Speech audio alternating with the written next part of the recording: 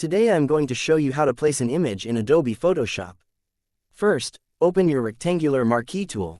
Select the white paper. Go to Select, and choose the color range.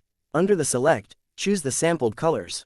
To make your selection more accurate, you need to adjust the fuzziness slider. I think 45 looks good.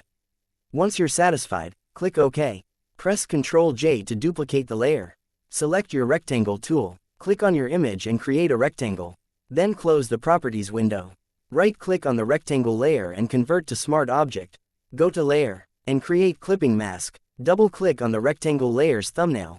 Go to File, Place Embedded, and place your image. Drag these handles to resize your photo.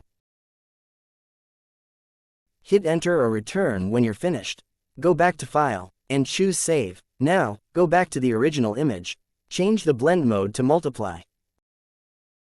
And this is the result.